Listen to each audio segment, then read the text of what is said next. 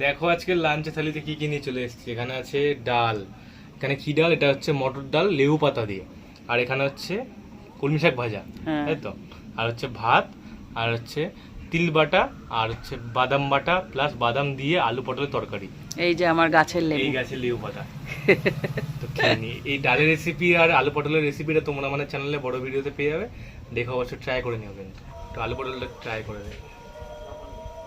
মানুষ আগে ডাল নেয়, হ্যাঁ, ও ডাল আর না নিয়ে লেবু। আগে আলু পটল নিচ্ছে।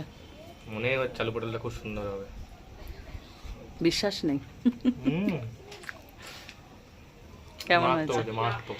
বাদাম দুরকম ভাবে গেছে না, বাদাম হুম। যেখানে পড়ে সেখানে স্বাদ বদলে দেয়। শুকনো বাদাম খুব ভাল লাগে। ব্যাপক হয়েছে।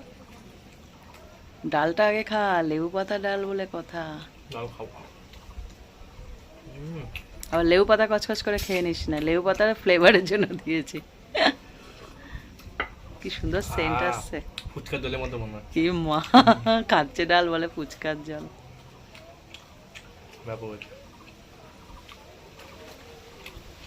হুম। ফুচকার জল দেয় না ফুচকা খাওয়ার পর, জল লাগবে, লাগবে। খুব ভালো হয়েছে।